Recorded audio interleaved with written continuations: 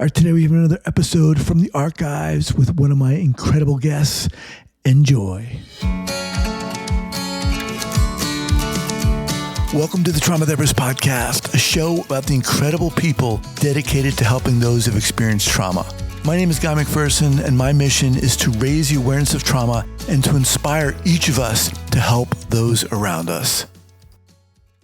All right, folks, welcome to the Trauma Therapist Podcast. My name is Guy McPherson. I'm a psychologist, and I am so excited to get this thing going today. Really excited about our guest, Linda Curran. Linda is a board-certified licensed professional counselor, trauma specialist, and veteran clinician. Linda's trained thousands of mental health clinicians on trauma treatment all over the country and is president of the Integrative Trauma LLC in Havertown, Pennsylvania. Place I actually used to live in a while ago. But Linda, I've told our audience just a little bit about yourself, and why don't you share some personal information and so we can get to know you a little bit better. Well, let's see. I just got a new dog. I'm very excited about that. Her name's Margaret. I named her after one of the nuns in school because she looks like she's wearing a habit. You said I'm an author and a trauma specialist. The thing that I actually am most proud of is the website that I put together. And I didn't let you get to that part, but the website that I put together is very similar to what you're doing. It really is bringing together a whole bunch of resources for people who are doing this work. You and I both know this work is as fulfilling as it is draining at times. So there's resources for both clients and clinicians on there. And I would really like people to go there. It's www.trauma101.com. You don't have to buy anything. There's just tons of resources for people. And that's really one thing I want people to know. I got into, and I know you're going to ask me why I got into this field, but I'm going to tell you, I didn't choose this field really. I backed into the field. I tried like hell not to be in this field because it meant that I had to go to therapy. So when I went to therapy, because I was in grad school, then I discovered that, trauma wasn't just about Holocaust or veterans. Trauma was a really big thing. And it was in my life, like all over the place in my life. But the really sad part is most people have what I have. So there's not, there's probably, I would say the lucky percentage of people who have had secure attachments and really have had, kind of life where they build resiliency rather than been overwhelmed. But when I started looking at trauma and worked in community mental health, it was like, the problem is early childhood trauma, adverse childhood experiences in childhood is what everybody has in common that needs to be in therapy or it seems to end up in community mental health. Yeah, we're definitely going to dive into the website, which is phenomenal. I been looking over that for the past couple of weeks. So to get off, on the right foot here, we start off with a quote, a quote or a mantra that's inspired you throughout your life. It could be something that's, impacted you professionally or personally. What do you have? Well, I have two of them. The one I have, I actually put it in the book, 101 Trauma-Informed Interventions, because I don't know who wrote it, and I would like somebody to step up and say they wrote it. It was probably the most touching thing I ever read. I read it in somebody's office, and it was anonymous. Nobody had taken credit for the quote, but here it is. It's long. They are survivors. If you don't have respect for their strength, you can't be of any help. It's a privilege that they let you in. It makes me cry, by the way, so maybe I should let you read it. No, go ahead. Okay. It's a privilege that they let you in. There's no reason they should trust you. None. You can't know their terror. It's your worst nightmare come true, a nightmare from which you can never awaken. It's unrelenting. There has been no safety, no one, no time, nothing. All was tainted. Hope was obliterated time and time again. That they are in our office is in itself a supreme act of valor. Okay, I've regained composure. Wow. Okay, and you had another one? Well, the other one is more about my own narcissism. So the other one is, for me, it was very, very touching. It's a William Blake quote that I finally got it when I was doing my own personal therapy. And we are put on earth a little space that we may learn to bear the beams of love. Okay. Thank you so much. So obviously that first one, let's take that first one if you don't mind. I mean, that is so profound and so incredibly touching. I mean, you're talking about privilege and you're talking about valor. Let's break that down a little. Where has that come in your life? How has that impacted you individually, personally? I think that I went to Gestalt training, which was a 3-year program after grad school. And I went there not for professional reasons. I went there because I knew a few people that were Gestalt therapists. And I thought that they got something that I didn't get. So when I was in Gestalt training, what I learned was, in order to be a good professional, I had to be a better person. And sitting with clients, I get that same feeling. It's like the reason that I do so much training, or the reason that it's important for me to do my own personal work, is because the people sitting in front of me, they deserve that. They don't deserve me to stay in, in my narcissism, or me to stay in my pathology, because it's easier for me to project the anxiety and let them carry it.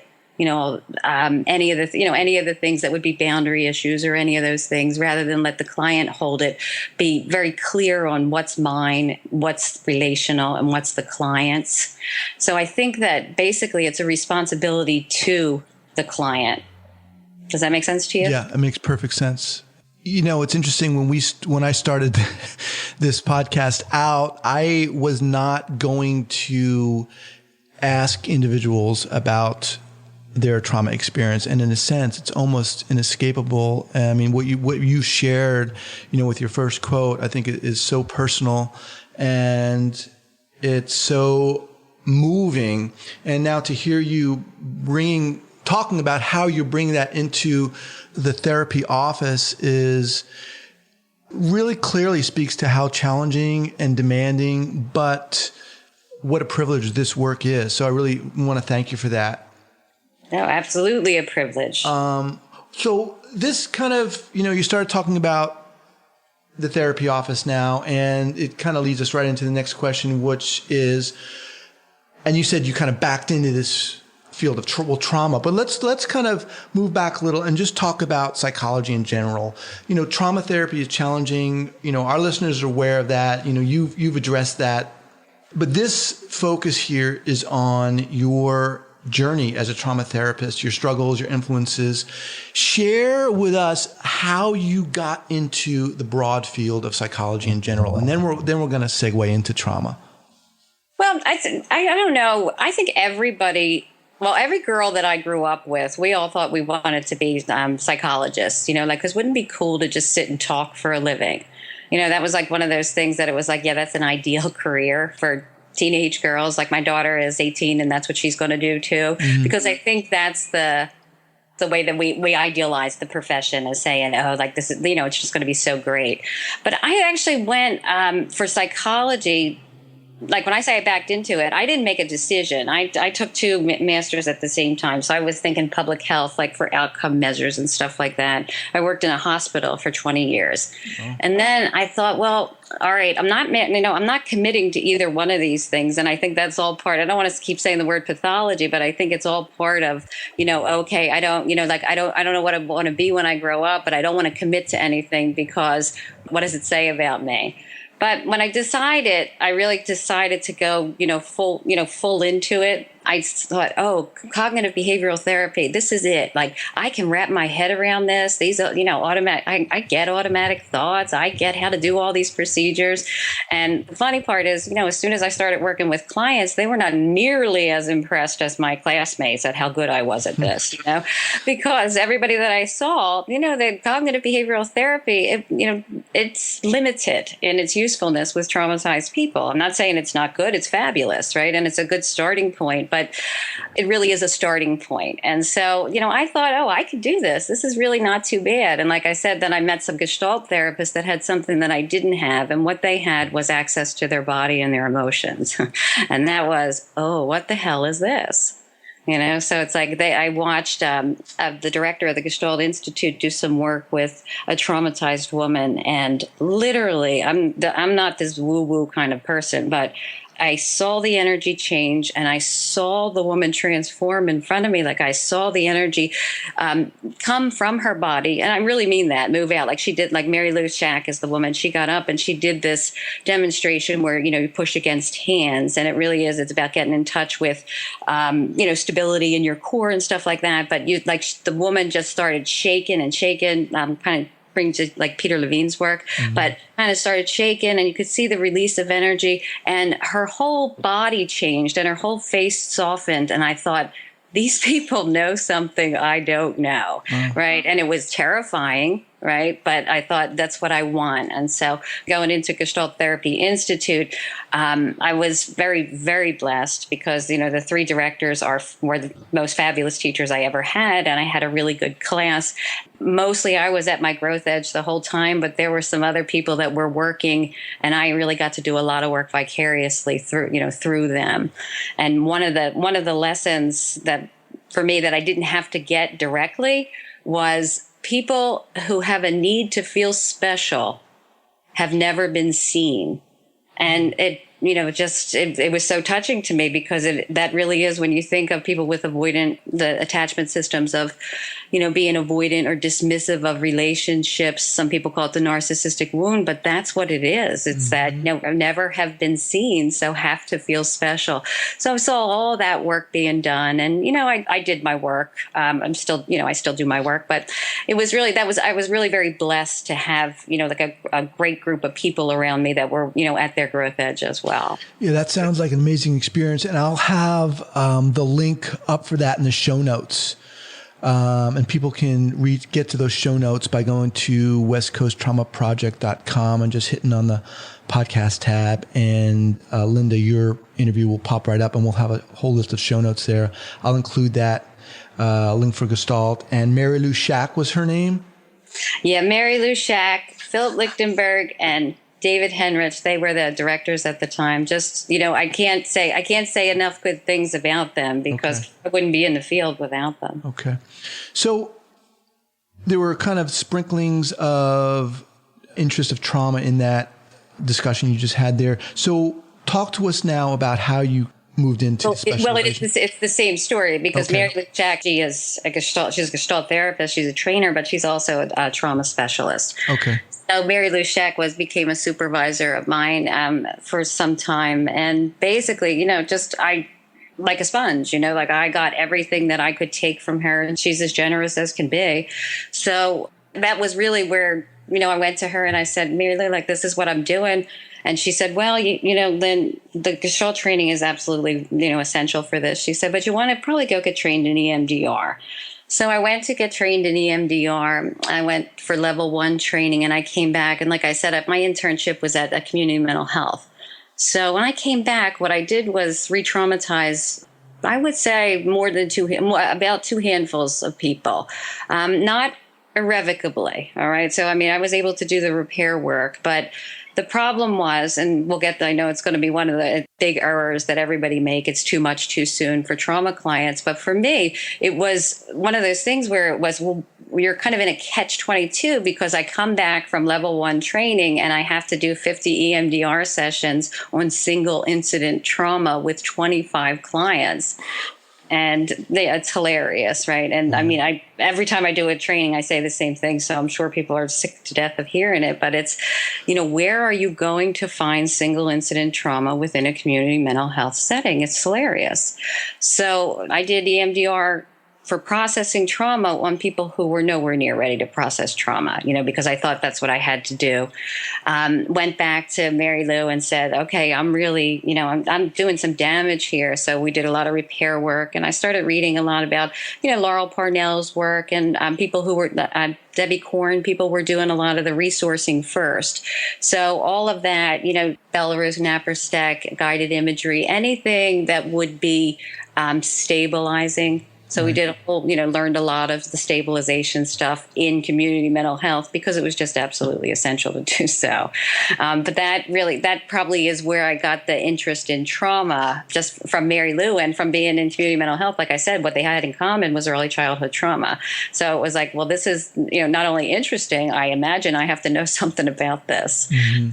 So all of the big names of trauma, I, read their books and saw their stuff. And the big deal that I saw was it really wasn't pulled together very well because there's so much brilliance out there in the field, and people follow one or two people and that's it. And, my hope is that we get a lot of these resources together so we don't have to reinvent, we don't have to reinvent the wheel every time you want to learn something. Right. Great. Yeah. Thanks for sharing that kind of early error. That definitely was the next topic we were going to talk about. What would you say, and I think maybe you kind of touched upon it though, but what did you learn from that? Basically that the importance of resourcing and stabilization. What would you say was your major takeaway from that early error, clinical error? Guy, I did a series called Trauma Treatment with eight of the bigger names in trauma, and everybody had the same answer, which was too much too soon. If there were other answers, they were probably, for me, it was around boundaries, right? Boundaries would be one of the big, I guess, clinical, I want to say clinical mistakes, but you were going to have Janina Fisher on, and Janina Fisher said something that I thought was just, everybody should hear it, is she said, I'm a clinical instructor and I am a supervisor, and I would much rather have a clinician with a warm heart that needs work on boundaries than have somebody with a cold heart and good boundaries, because it's so much, it's so much easier to develop good boundaries than it is to open your heart. Right. Awesome. Thanks for sharing. Yeah, Janina is coming on. I'm in a consultation group with her, and she is just phenomenal, obviously. But thanks for sharing that. So this kind of brings us to really one of my favorite questions, if not my favorite questions. And, we talked about the challenges of this specialization, but to me, it's really important that we know what our why is, and I think it can be different. The reasons why we get into this field, as opposed to why we keep doing this, what drives us in this very challenging profession on a day-to-day basis. So I'm going to put that to you. What keeps you going? What's your why for doing this on a day-to-day basis, Linda?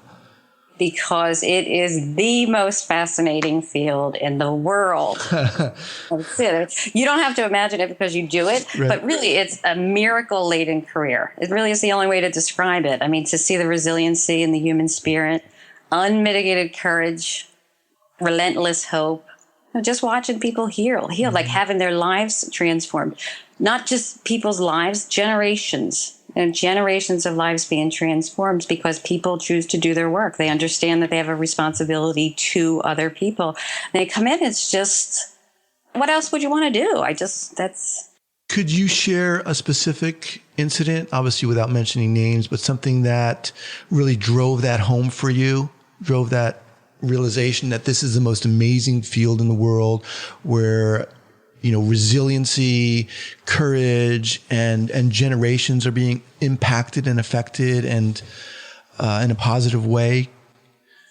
I've seen many, many clients, and I've seen people with burdens of trauma unbelievable to me, just like, how much pain, how much suffering that they had done in their life, and how much abuse and how much neglect, and just a horror show that was their life. And these are people who are good parents, who are positive members of the community. They become sports coaches, teachers, and they do really, really well. It's kind of inexplicable. How do you explain it? And that's what I mean. It's just about courage. Mm-hmm. It's about people saying, okay, they're like, when I say unrelenting hope, I mean, I have unrelenting hope, but and it isn't, they say hope's a 4-letter word. It isn't, because, as long as we're alive, we can change. I mean, the part that's fascinating isn't, I don't want to say it so it sounds harsh, but it isn't just working with people, but it's understanding the brain science behind it of why it's possible. that people's brains are being rewired. Their bodies are being affected by the therapy that we do, by the therapy that they do. We facilitate the healing, but I mean, all the work is, I don't want to say that, like all the work is done just by that person and I'm just sitting there. But I mean, the hard work is being vulnerable. And that is not my position as a clinician. I mean, I'm never more vulnerable than the client because of the chair, Right. So it's like, that is just, to me, it's for somebody to say, you hurt my feelings, not in our field, but in our world, like that's unheard of. You hurt my feelings. No, you wouldn't want to be seen as vulnerable. And these people come in and lay bare their soul. But there's no words for that. It's just that's a miracle. That is. Yeah. Thank you so much for sharing that. And I think it really speaks to this profession and really speaks to the work you're doing too. One of the things that I want to do here is really tease out the journeys of the people I'm talking to, like yourself. And you've just shared some amazing things so far. What is that special quality, that unique quality that you feel you have that allows you to do this work on the level that you do it? Is it that vulnerability you were talking about? Well, I can absolutely identify with a client's vulnerability. I can absolutely identify. I'm not just a therapist. I'm a client, and we all are, right? I mean, if you're a clinician and you've never been a client, you're a terrible clinician. Just hear that. That's out there. I said it. I meant it. And I always tell people that, if you're a therapist that doesn't have issues, you're the most dangerous person in the room, right? So it's like to be able to recognize what my characterological flaws are, right? Or, and accept that they're mine, like that. I guess that's part of what I can do. But I don't know that it's anything special. I don't know that I have any special quality. I think what I do have is I understand what a privilege it is to sit in the seat. Okay. And I think that's probably it. I mean, I do think that's teachable. I think that's teachable. It has to be teachable because it's like, how do you not know that? Right. How do you not realize what that chair comes with? It's like there's a power differential built into the chair, and our job as clinicians is to level that as much as possible. But it's never going to be level because of the essence of the work. The essence of the work is the client is more vulnerable, and they are doing the hard things. All right. I don't know if you follow me on Instagram or not, but when I do interviews, I usually do 2 interviews a week. I conduct 2 interviews a week. And usually I get so excited. I get so pumped up after these interviews because I get to talk to incredible people. And what I usually do is I go on Instagram and I talk about it. I want to share that excitement. Usually there's about a 2-month turnaround on my podcast, which means that they don't go live for a couple of months. And I have a problem with that because I want to share it. I get so excited about these things. So what I've done is I've created a membership called Trauma Therapist Plus, and it allows people for $5 a month to access these episodes about 2 months before they get published to the public. And you can also listen ad-free, which is really cool. So if you're interested in that, if you're interested in listening to episodes before they get released to the general public and also listening ad-free, check it out. You can access it by going to Apple Podcasts and just clicking on any of the episodes that has a plus, Plus, before it. It's exciting. I'm excited about it. And you'll also help support the podcast. Thank you so much for being a listener. I really appreciate it. Take care. Do you think that privilege that comes with the chair, that comes with the work in a sense, obviously it's similar in, quote unquote, regular therapy. Is there a difference in trauma therapy, do you think, when you're working with someone who's been traumatized? Is there a different understanding that has to be had by the clinician? Is there a different... There's something about knowledge base for this. So, I mean, to be able, like, people call it intuition, but I don't think it's intuition as much as it is you know what you're looking for in people's body posture, in their face, in the micro movements of their face. You understand what they're connected to. I mean, I'm talking about this, anatomically and physiologically, all of that. You understand what's happening. That becomes intuitive. I mean, we also, people say like, oh, I've always been good at this, or I've had, I have a sense about me. People open up to me, those kind of things. I understand that, but there's also a honing of these skills that people go, oh, you're a natural at it. And it isn't. People, I mean, you may be naturally inclined to be good at it, but you have to develop those skills. And those skills are, like I said, they're teachable. If you're asking what it is in me that makes it easy to identify with clients, it's not just being a client. I mean, I have no doubt that most of your listeners, are in this field. If they're clinicians, they're in the field to heal themselves or to heal the family. At least that's why they got into it. So, I mean, I make no secret of the fact that, I'm an alcoholic. I grew up in an alcoholic household. There's trauma all around me, trauma and chaos all around me. And that is, I mean, I think that's part and parcel to being able to identify with somebody, but that really, that doesn't give me, it doesn't give me any, like, I don't really understand somebody's unique and individual experience because I've had something similar. Right. I can identify, I know what pain is, but I think there's more to it than just saying like, oh, I've always been good at this. It's okay. I'm good at, I may be good at this, but there are a lot of things I need to know to make me better at this because I owe it to the client to do that. Awesome. Thank you so much. Again, this, working with clients in the setting of trauma can be so draining, as you said at the top.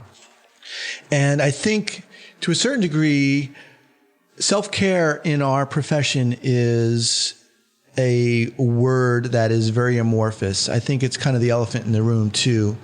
But what do you do to care for yourself as you do this work? Do you do anything? Oh, absolutely. Well, I wouldn't be in this field if I didn't, right? I mean, I'd be washed out long ago. I have to say that part of what makes me a good clinician is, I'll give you an analogy. When I worked in community mental health, I had a lunchbox. It was really big, and I usually had like 3 cheese sandwiches in it, some fruit and some vegetables and some candy and whatever. And there was nothing that was bad for anybody, but I always opened it up and there was always plenty for me and plenty for anybody else. Right. And that really is, I am so well resourced. I pride myself on how well resourced I am. And I mean that in all those ways. I make sure that happens. Those things about self-care, when I was in community mental health, listening to stories, I think in probably one day, I heard 3 of the most violent rape stories that I had ever heard. And I remember being overwhelmed for days. Like I only work 3 days a week. So I remember that whole weekend being just completely, couldn't understand why I was like so, not just drained, but I was kind of paralyzed. And what it was I really, my empathy, like people talk about the empathy dial, that Rothschild talks about up and down, but my empathy dial that, I was really seeing things as first person shooter, if you know what I mean, like when I was hearing the stories, it was coming in as first person. Part of the skill of being a therapist is not being detached, but being able to dial back that empathy and really put ourselves in a third person, so we're not traumatized or re-traumatized, because that's not really so helpful for a client. I liken it to, when I was in the emergency room, it wasn't really helpful for me to be crying with the family members when my job was to intubate somebody and do CPR. Like my job was, I had to be able to be okay to do what I needed to do. And I think to be able to do what you need to do in this field, for me, what I do, I need to have support around me all the time. I need to be able to talk to somebody about clinical stuff. Been in therapy, more often than not in my adult life, just, at different times for different things. I meditate daily. I do a lot of imagery work. I have like the alpha stim, walk every day with my sister. And I think walking is probably one of the best things that you can do. I mean, talk about alternating bilateral stim and aerobic exercise and getting air and, just getting away from what you need to get away from. All of those things I do, take yoga, and it's like, it may even sound a bit self-indulgent, but it isn't. All of those things are like what I put in the lunchbox when I went to community mental health. I have them here. When I need them, they're there. And if anybody else needs them, they can use them. Wow. I'm pretty impressed.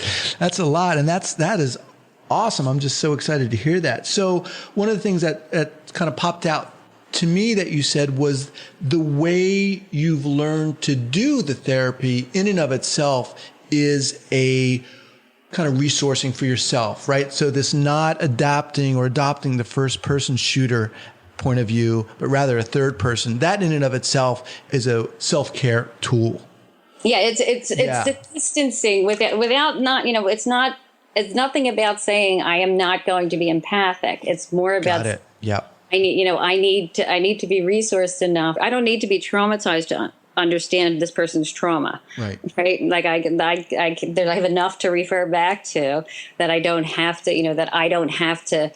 be in the story. Yeah. Yeah. And it's not that I'm not listening to the story. Don't hear that. It's that I'm hearing the story as this is this person's perception of their life events, and this is the way they took in the information, and this is how it's affected them. Yeah. That came through definitely. So I think we definitely got that. So that brings us to what's going on now. And I know you talked about the website, and I kind of want to spend some time talk about that because that is phenomenal. And that can be reached at trauma101.com, integrative trauma treatment. And before we start, Linda, I just want to say that I'm from the East Coast. We were talking about this before we started this a little, and originally from New York, but I studied Taekwondo in Havertown, PA. Says a long time ago. So that used to be kind of my quote unquote stomping ground. Not really, but I love the accent. Yeah, definitely neighbor. And another kind of coincidence, about 6 months ago, I was looking for a book. I was looking for a trauma book, and I went on Amazon and I actually got your book, Trauma Competency, A Clinician's Guide. And it's phenomenal. I mean, it really is. And I'm going to let you talk about the website and then we can get into the books. But share with us what you're really excited about. What's going on for you now that has really got you going? Well, how about I tell you what I should be doing and I'm struggling to do? I have a contract with Norton to write a book called Clinician Playbook Client Workbook, which is, about obviously it's about trauma, but it's a kind of working with all the different varieties. And when I say varieties, I mean the burden of trauma. So whether it be post-traumatic stress, whether it be post-traumatic stress disorder, single incident, or complex PTSD or DESNOS, or, any of the personality disorders, which I really just think of as trauma early and often, like treatment, I would say treatment algorithm, like protocols for them. And I don't mean like, here's a cake book of how you do it. I would never think that is doable, but kind of give people an idea of how to assess clients, when you assess them, what the information means, how to interpret the information, and then how to go about a treatment plan for each of those. Right. And I'm very excited about it because it'll be a shared resource for both client and clinician.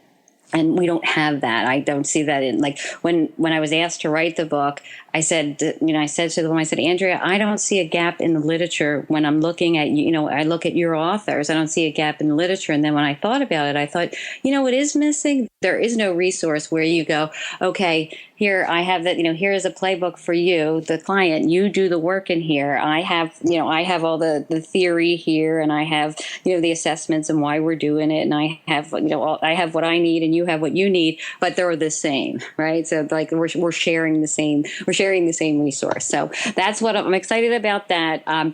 It's due in January, so I imagine it'll be out sometime after that. I'm also very excited about something that I haven't started yet, but I just put the feelers out for. Trauma and addiction are about 90% correlated, and if people don't know that, the numbers say 80 to 90%. I've yet to see it lower than that, but there's a lot of people out right now that, again, like when we talk about trauma, addiction is kind of just seen as a symptom, whether it be substance or a behavior. It is kind of seen as a symptom of adverse childhood experiences and inability to self-soothe, inability to regulate emotions, those kind of things. So I want to do my next project on trauma and addiction. And who I think I would like to have is, I'm not sure if you're familiar with Gabor Mate. Oh, yeah. I love him. Yeah, he's phenomenal. Yeah, in the realm of Hungry Ghosts. And he's Canadian, so he's nice, but you can't hold that against him, right? And I think that we had some woman named Vicki Reynolds come down and talk to us when we had an agency at one point, and they worked together up there in Vancouver. He's a psychiatrist, so I'd like him. And there's a woman here in your old stomping grounds at the University of Pennsylvania named Anna Childress. And then I'd like Claudia Black and Daniel Amen. And I think we're going to get together. I'll have commentary from Dr. Vander Kolk and hopefully Peter Levine and Stephen Porges as well. But I really would like to see that done and done well and bring together the ACE study, the Adverse Childhood Experiences study. Would love to see, if either Anda or Folletti. I have a clinical crush on both Dr. Folletti and on Dr. Porges, but only one of them knows about it. So that's what I'm excited about. The website, like I said, the website's been up for a while, and I'm very happy to see just how many people are using it. Like I said, it doesn't cost anything. You just have to sign in, and there's just tons of resources. But the resource section for clients, I think it's really helpful for people who are looking for a clinician or looking to start some sort of therapy with people who are informed, at least, informed, if not sensitive to trauma, if not specialize in it. Yeah, the resource section in and of itself is just jam-packed. That really struck me when I was going through this. Something that also struck me in hearing about your latest project, there seems to be this sense of joining that you're trying to bring this collaboration between the client and the clinician in these projects you're putting together. Would you say that's accurate?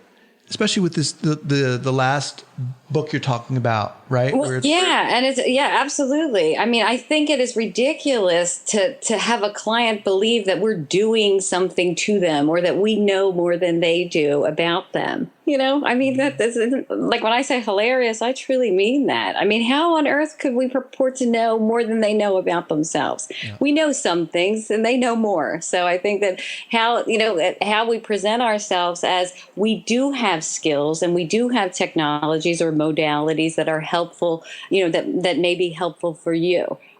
But I got to know you, and you know you. Sure. And that last project you were talking about, what form is that? Is that a book? Is that a... No, I wanted kind of like the video series. Okay. I'll have some interviews, but then I have a new DVD coming out called EMDR Step by Step, which is the same kind of thing where there's also client demonstrations. So this would be the same kind of thing where we would have all the addiction and the adverse childhood experiences, all of the trauma stuff and the addiction stuff, and then show how we work with it. So doing client demonstrations, and what I mean by that is there's a guy named Lane Peterson who is in Minnesota. He's a friend. He's one of the people who I think is very well liked, and then in the people who are very fundamentalist towards DBT, not very well liked. But he's taken DBT and tried to make it accessible to everybody. I think we have some data right now that suggests that DBT skills training is what makes the difference. That's what it's showing in the research. I've heard Marsha Lenehan talk about that it is the skills.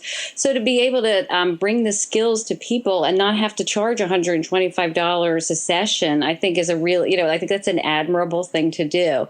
So I'm going out to Minnesota to do a 2-day with him. And I think what we'll do is try to put together how you use these, dialectical behavioral skills, which could be called CBT skills with mindfulness or recovery skills, including mindfulness. Could be called anything, sure. But really how you get to how you get in stage 1 of stabilization and safety, how you can use these things without it being such a it's like a comprehensive program, because we have maybe 2 of them here in all of the Philadelphia area, right, where people do quote unquote DBT.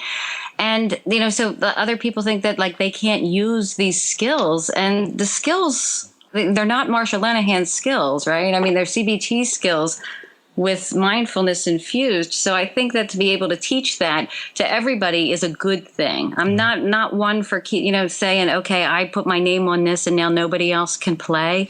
Right. I think on your website, you have a video excerpt from, is it Mission Bomb? Micah Bomb? Micah Bomb, pardon. Yeah. And I think he says that. He says, what we're helping people. We're not, superstars. We're not, just incredible or amazing people doing amazing things. We're helping. He brought it down to the ground, to the earth. And I hear that a lot about what you're saying. And I really appreciate that too. Yeah, just being able to say that when he says something like, God didn't put you on this earth, to heal every type of trauma, that's imaginable, yeah. Like have a critical eye. Like there's a lot of things that are helpful, but there is no magic. There's no bullet, right, exactly. And so anything that works for this client who's sitting in front of me, what works for this client, let's use it. That means you have to have a real big toolbox. You have to have a lot of things in it. And that's really one of the things that I admire about Dr. van der Kolk is that he says is, good intentions and warm feelings do not substitute for becoming really good at what you do. And that to me, that is you got to hear that. If these are people's lives in your hands, and I mean that. I'm not saying that you're in charge of them, but I'm saying you have people's lives in your hand, and you better treat that with care. Yeah. So a lot of the people who are going to be listening to this, are interested in learning about trauma. Can you recommend 2 go-to books for them? Now, obviously, your books are going to be. But you don't have to say about my books. I know who I'm going to recommend, okay. And I will tell you why.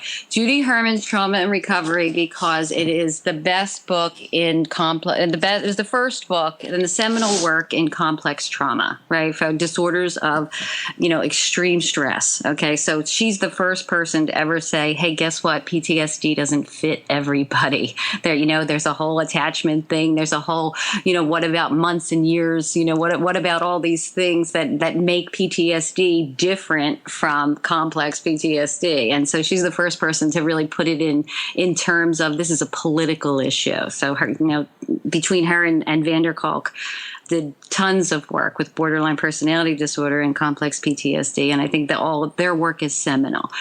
So her book, everybody should read that. Anybody that's in our field should read it, regardless of the fact if they call themselves trauma-informed or not. They should read it.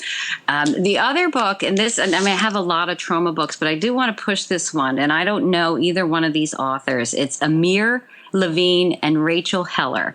The book is called Attached: The New Science of Adult Attachment and How It Can Help You Find and Keep Love. Now, it's for the general public, but all of the research is in it. It's just mentioned, and if you want to go to the research, it's in the back. But I mean, I give it to every client that I see, because I would say every client that I see comes in with insecure attachment or disorganized attachment. Insecure, it's either organized or disorganized, but always insecure when they start with me. That's generally work with Axis 2. So I give everybody that, and I just think it is a fabulous jump off point for people to start understanding the template, their relational template that they started with, and to be able to get a view on. People will say to me, I don't want to go look at the past. Why we have to go look at my childhood? I'm not sitting here talking about my childhood. And I say, well, I wouldn't talk about anything, but if it bites you in the ass every day, it's worth a mention, right? And so this is one of those ways, that people can say, oh, I can see that in me. Maybe there is something to this. Got it. Great. Okay. And those 2 books will definitely be on the show notes page at westcoasttraumaproject.com, and you can hit podcast. Judith Herman's book is obviously talked about all over the place as seminal work. I'll tell you that Bessel van der Kolk's book, The Body Keeps the Score, will be out this month as well. And, can't recommend that more. He edited his first book, Traumatic Stress, and he hasn't really put anything out since then because he's been doing the research and because he's been applying all the theories, because he's been a clinician and a researcher. He's a good scientist, so he hasn't had time to write. But this is the first book that he has out in, God, forever. Oh, and that's coming out this month. So yeah. We'll definitely be looking forward to that as well. Okay. So we're kind of winding down. Let's hear from you, Linda. Best advice that you've ever had, and that could be either personally, professionally, the best place to contact you, and then we'll say goodbye. Okay. The best place to contact me is easier. Linda@trauma101.com. Okay. That's the easy way. And the best advice I ever got, I would have to say it's the serenity prayer. Yep. I'm pretty sure most people know it, but, like accepting the things you cannot change and the wisdom to know the difference. So to be able to, there are certain things that I can affect, certain things that I can't affect, and those things just need to be accepted. And, once I accept where I am right now, then change happens. It's not, there's no striving. So I think that's probably the best advice. And I think you opened up a door to yourself and shared so much of your journey that I really appreciate. I just want to say thank you so much, and we'll talk soon. Thank you very much, Guy. It was a pleasure to meet you.